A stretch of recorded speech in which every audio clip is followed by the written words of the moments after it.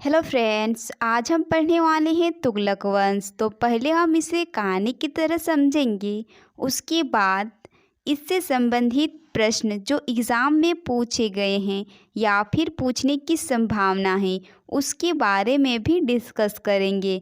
तो पहले आप इसे कहानी की तरह समझें, उसके बाद प्रीवियस ईयर्स का क्वेश्चन का टेस्ट भी ज़रूर लगाइए। तो ज़्यादा टाइम न गवाते हुए वीडियो को स्टार्ट करते हैं। तुगलक वंश। तो तुगलक वंश के बारे में पढ़ने से पहले इसके पीछे के बैकग्राउंड को थोड़ा सा समझ लेते हैं। दिल्ली सल्तनत काल 1206 से 1526 ईस्वी तक चला था। दिल्ली सल्तनत काल के अंतर्गत 1206 से 1526 ईस्वी तक के इतिहास का अध्ययन किया जाता है। इन 320 वर्षों के इतिहास में 5 वंशों ने शासन किया था। ये 5 वंश में हम गुलाम वंश को पढ़ चुके हैं, खिलजी वंश को भी पढ़ चुके हैं। तो आज की इस वीडियो में हम तुगलक वंश को पढ़ेंगे। तो तुगलक वंश जो है 1320 से 1414 ईस्वी तक चलता है। दिल्ली सल्तनत काल में सर्वाधिक समय तक शासन करने वाला राजवंश तुगलक वंश था, जिसने 94 वर्षों में 5 वंशों ने शासन किया। इनमें से 5 वंश है गयासुद्दीन तुगलक, मोहम्मद बिन तुगलक, फिरोज शाह तुगलक, नुसरत शाह और अंतिम शासक हुए नसीरुद्दीन मोहम्मद तुगलक। तो इनके बारे में अब हम पढ़ेंगे। गयासुद्दीन तुगलक 1320 से 1325 ईस्वी तक तुगलक वंश में अपना शासन करते हैं।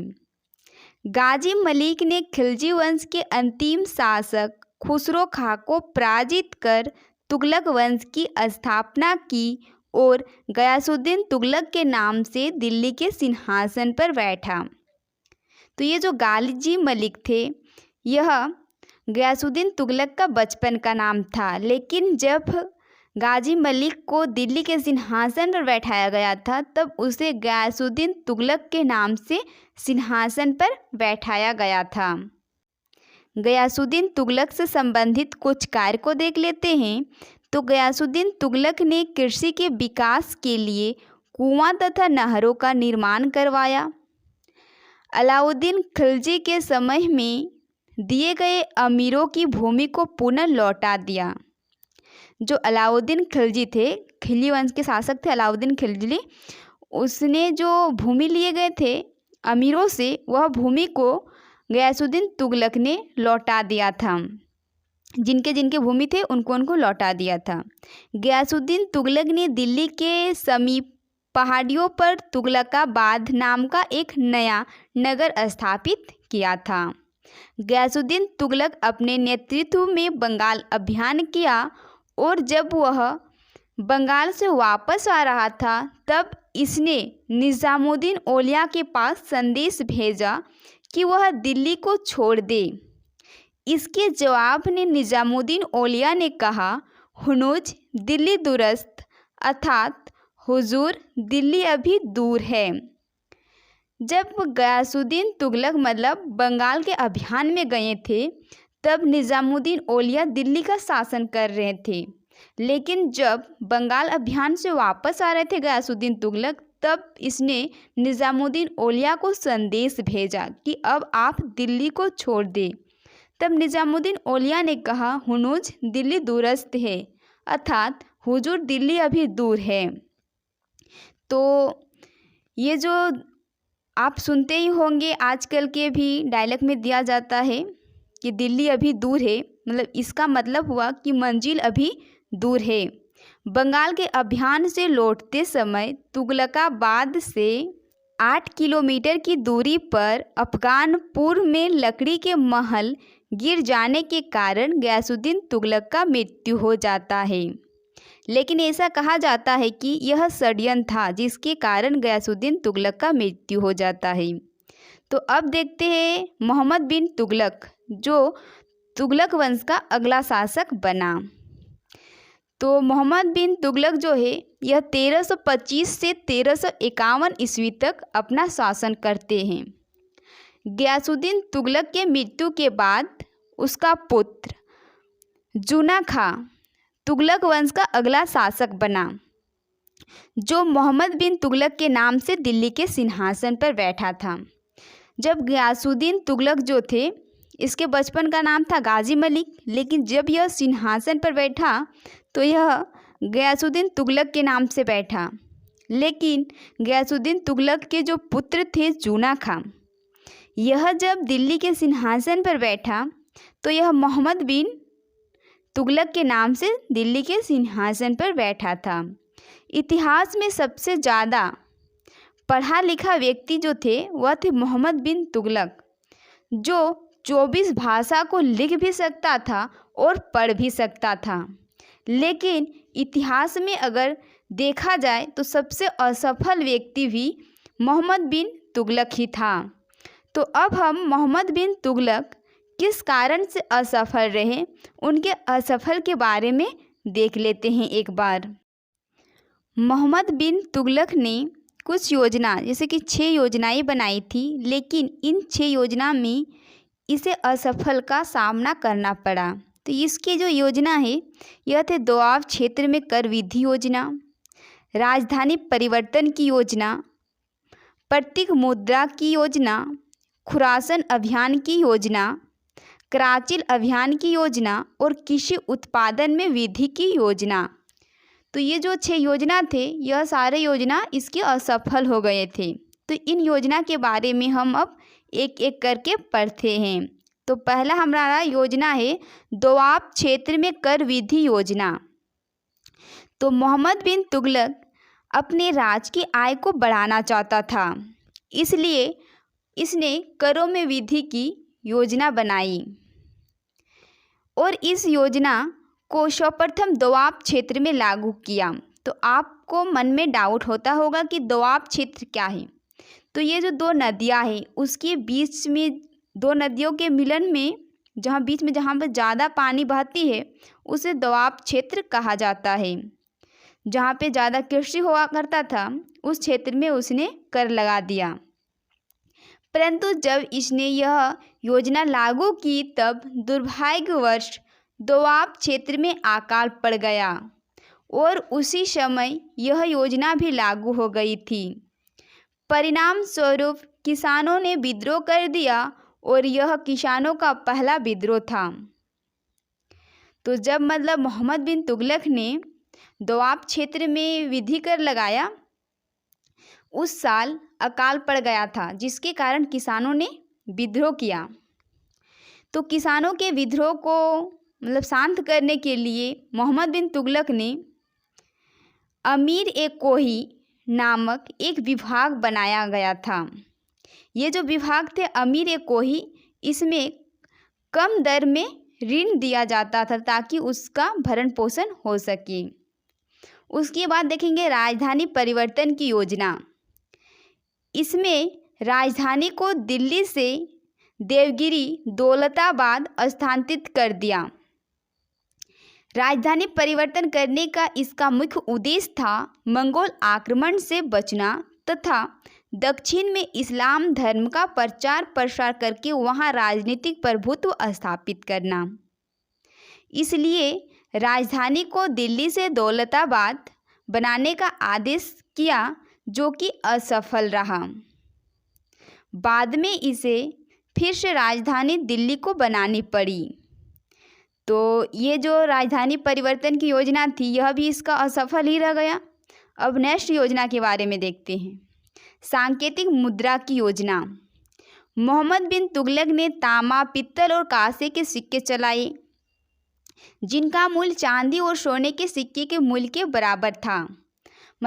इसमें क्या हुआ, सोने और चांदी की कमी हो गई थी, जिसके कारण मोहम्मद बिन तुगलक ने सोचा कि क्यों न हम सोने और चांदी को इकट्ठा करके रख लेते हैं और तांबे, पित्तल और कांसे के सिक्के चलाते हैं और इन सारे सोने चांदी के सिक्के अपने पास रख लेते हैं। इसने अपनी मुद्रा के निर्माण विधि को गुप्त नहीं रखा, जिस कारण घर घर नकली सिक्के बनने लगा और पूरा बाजार नकली सिक्कों से भर गया। जब इसे समझ आया कि योजना असफल हो गई, तब इसने आदेश दिया कि जिन जिन लोगों के पास सांकेतिक मुद्रा यानी कि तांबा, पीतल और कांसे की सिक्के हैं उन्हें जमा कर दे, बदले में चांदी और सोने के सिक्के ले जाए। तो ऐसे में मोहम्मद बिन तुगलक के सांकेतिक मुद्रा की योजना भी असफल रहा, क्योंकि इसने तांबा, पीतल और कांसे के बदले में सोने और चांदी के सिक्के देने लगे थे। तो अब है खुरासन की योजना। खुरासन मध्य एशिया में पड़ता है। मध्य एशिया में अशांति छाई हुई थी और मंगोल अब धीरे धीरे समाप्त हो गए थे। तब मोहम्मद बिन तुगलक ने सोचा कि हर बार मंगोल के शासक भारत पर आक्रमण करते हैं, इस बार हम मंगोल पर आक्रमण करेंगे।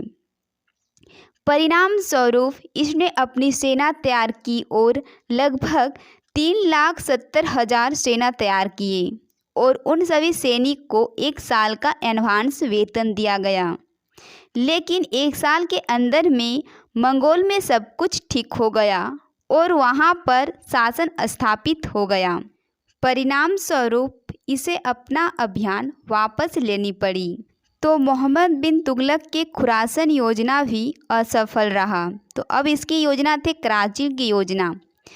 इसमें सैनिक के विद्रोह से बचने के लिए उन्हें हिमाचल प्रदेश की दुर्गम चोटी पर भेज दिया, जहां पर अधिकांश सैनिक रास्ता भटक गए और कुछ वापस विवाद के कारण लड़कर मर गए। तो मोहम्मद बिन तुगलक के कराची की योजना भी असफल रहा। तो अब अफ्रीकी मोरक्को यात्री इब्न बतूता लगभग 1333 ईस्वी में भारत आया। इब्न बतूता को मोहम्मद बिन तुगलक ने दिल्ली का काजी नियुक्त किया था। 1342 ईस्वी में मोहम्मद बिन तुगलक ने इब्न बतूता को अपने राजदूत के रूप में चीन भेजा। इब्न बतूता की पुस्तक रहला, जो एग्ज़ाम में न जाने कितना बार पूछा गया है, रहला पुस्तक के लेखक कौन है? तो यह है इब्न बतूता। तो इब्न बतूता की पुस्तक जो है रहला में मोहम्मद बिन तुगलक के समय की घटनाओं का वर्णन है।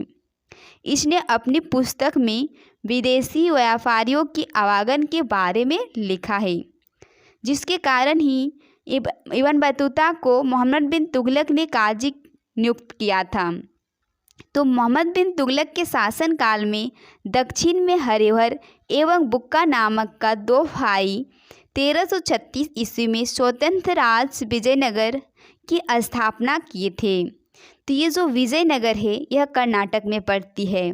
तो ये जो हरिहर और बुक्का, इससे भी एग्ज़ाम में बहुत बार क्वेश्चन पूछे गए हैं, चाहे आप एसएससी का लीजिए या फिर रेलवे या फिर यूपीएससी का ही ले लीजिए। इसमें पूछा जाता है ज़्यादातर क्वेश्चन कि विजयनगर साम्राज्य की स्थापना किसने किया था। तो इसका आंसर होगा हरिहर और बुक्का नामक 2 भाई ने। महाराष्ट्र में अलाउद्दीन बहमन शाह ने 1347 ईस्वी में स्वतंत्र बहमनी राज की स्थापना की थी। तो बहमनी राज की स्थापना किसने किए थे? तो अलाउद्दीन बहमन शाह ने 1347 ईस्वी में। मोहम्मद बिन तुगलक के मृत्यु पर इतिहासकार बदियू लिखता है, अतः लोगों को इससे मुक्ति मिली और इसे लोगों से। किसने कहा? बदायूनी ने। बदायूनी ने कहा अतः लोगों को इससे मुक्ति मिली और इसे लोगों से मोहम्मद बिन तुगलक के मृत्यु पर कहा। तो अब हम नेक्स्ट वंश के बारे में पढ़ेंगे, फिरोज शाह तुगलक, जो 1351 से 1388 ईस्वी तक चलता है। तो फिरोज शाह तुगलक का राज्याभिषेक ठड्डा के नज़दीक 1351 में हुआ था, लेकिन पुनः फिरोज शाह तुगलक का राज्याभिषेक दिल्ली में 1351 में हुआ था। मतलब पहला इसका राज्याभिषेक ठड्डा में हुआ, उसके बाद इसका राज्याभिषेक दिल्ली में हुआ था। फिरोज शाह तुगलक गद्दी पर बैठने के बाद उसने बहुत सारे उन निर्णयों को वापस ले लिया जो कि उसके पूर्वज शासक के द्वारा दिए गए थे। फिरोज शाह तुगलक अपनी प्रशासनिक और लोक कल्याणकारी के लिए प्रसिद्ध था। कुछ इतिहासकार इसे सल्तनत का अकबर कहते हैं।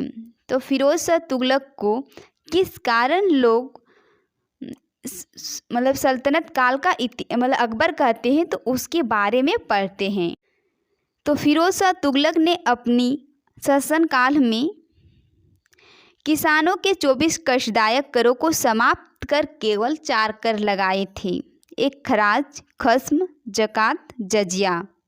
तो खराज जो है यह लगान कृषि पर लिया जाता था, मतलब यह कर जो है कृषि पर लिया जाता था। और जो खस्म थे ये है युद्ध में लूटे माल पर कर, जो युद्ध से जो धन दौलत लूट के लाया जाता था उसमें यह कर लगाया जाता था, खस्म। और ये जकात थे, यह मुसलमानों से लिया जाता था। और ये जो जजिया कर है यह मुस्लिम और हिंदू धर्म के धनवानों से लिया जाता था, जिसके पास अधिक धन हो, और उन लोगों को दे दिया जाता था जो अपाहिज या असहयोग थे। तो इसी कारण से इसे अकबर कहा जाता है सल्तनत काल का। तो हम जजिया कर के बारे में पढ़े, तो इसके बारे में कुछ ओवरव्यू ले लेते हैं, क्योंकि इससे एग्ज़ाम में क्वेश्चन पूछे जाते हैं, चाहे आप वह किसी भी चीज़ का एग्ज़ाम देने क्यों ना जाते हो। ठीक है, तो मोहम्मद बिन कासिम ने भारत पर सबसे पहले जजिया कर लगाया था। तो आपके दिमाग में आता होगा कि जजिया कर है क्या है। तो गैर मुसलमानों से लिया जाने वाला एक प्रकार का सुरक्षात्मक कर है।